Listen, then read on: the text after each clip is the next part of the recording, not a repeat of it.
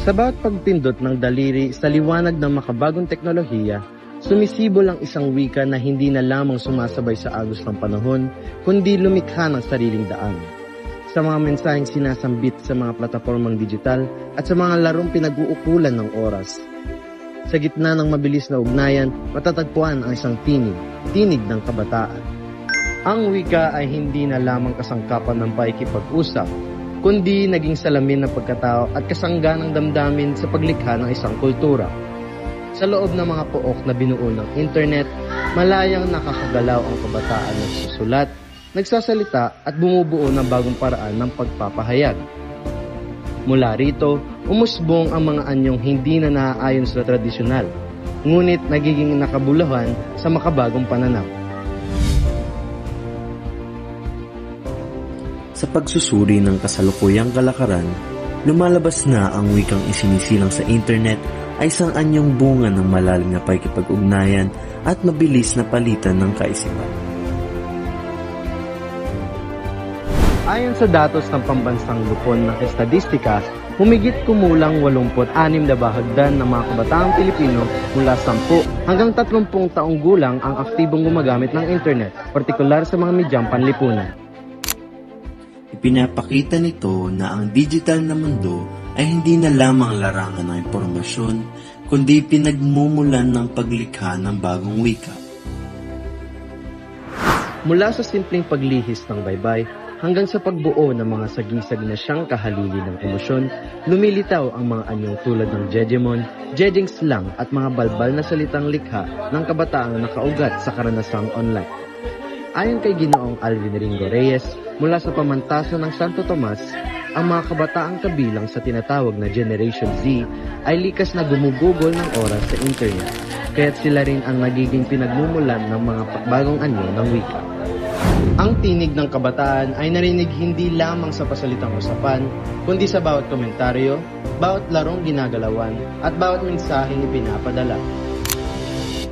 Ang mga salitang gaya ng nude, magandang laban, o maging ang malikhain at mapaglarong paggamit ng mga pangalan ng personalidad ay sumasalamin sa kanilang pag-aangkin sa wika. Ayon naman kay Ginang Wenilyn Pagilan, ang ganitong kalakaran ay hindi bunga ng kakulangan sa kaalaman, kundi isang manifestasyon ng malapit na ugnayan at pamilyaridad sa komunidad na kanilang ginagalawan. Narito sa St. John's Academy upang kapanayamin ang dalawang mag-aaral mula sa Ten Isaiah hinggil sa usapin ng makabagong wika. Sa gitna ng mabilis na pag-ilog ng teknolohiya at kulturang popular, kasabay ding nagbabago ang paraan ng pagpapahayag ng kabataan. Nabubuo ang mga salitang sumasalamin sa kanilang saloobin, karanasan at ugnayan sa isa't isa, mga salitang sila mismo ang humuhubog at nagbigay kahulugan. Ano ang iyong pananaw ukol sa paggamit ng mga wikang balbal sa pakikipagtalastasan? Ang aking pananaw ukol sa paggamit ng wikang balbal sa pakikipagtalastasan ay ito ay parang nakakagulo sa isip para sa mga nakakatanda. Ngunit unti-unti bilang Gen Z or sabi nga nilang Gen Alpha, ito ay nagiging parte na ng pakikipag-usap natin sa henerasyon na to. Ang aking pananaw ay nakakatulong ito sa mga Gen Z para mas maging madali ang kanilang interaction sa isa't isa. Ngunit ito ay mas mapapahirapan sa mga nakakatanda dahil hindi sila palaging updated at hindi sila palaging nakakatch up sa mga panibagong salita na ginagamit ng mga Gen Z sa henerasyon ngayon.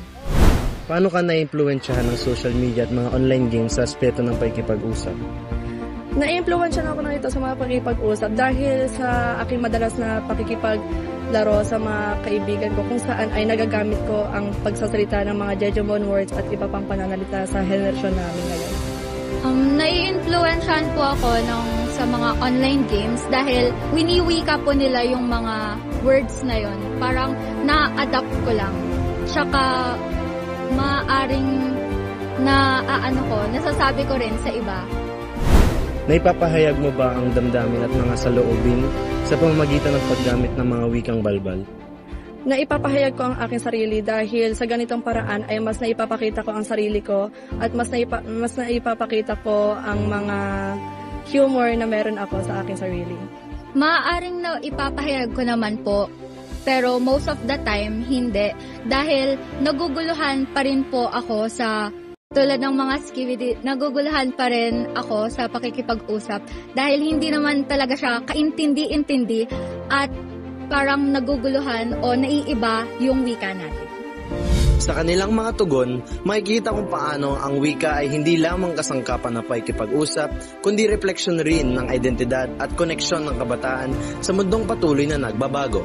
Ang mga panandaliang salitang umuusbong sa internet ayon kay Binibining Divine Angeli Entriga ng Universidad ng Pilipinas ay patunay na ang wika ay patuloy na umuusbong. Maaaring mabilis itong sumikat at agad din maglaho. Ngunit sa bawat pag-ikot ng mga salitang ito, lumalawak ang posibilidad ng wika. Hindi ito nangangahulugan ng pagkasira, kundi ng pagbabago.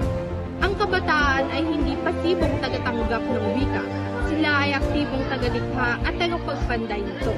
Sa kanilang mga daliri, damdamin at diwa, ang wika ay hinuhubog ayon sa pangangailangan, layunin at identidad. Ang mga kabataang Pilipino sa panahon ng internet ay nagpapatunay na ang wika ay hindi lamang kasangkapan sa pag-unawa, kundi daan upang tuklasin ang sarili at itatag ang ugnayan sa iba. Ang hegemon, balbal at makabagong anyo ng wika ay hindi dapat tingnan bilang pangwasak sa purong anyo ng Pilipino. Sa halip, ito ay patunay na ang wika natin ay bukas, masigla at may kakayahang umangkot sa daloy ng panahon. Sa kabataang matapang magpahayag at malikhaing maglaro sa salita, nabibigyang saysay ang wika bilang tulay ng kahapon, ngayon at kinabukas. Ito ang tinig ng bagong henerasyon. Tinig na hindi dapat patahimikin, kundi pakinggan, unawain at yakapin bilang bahagi ng masalimuot, ngunit makulay na kwento ng ating wika.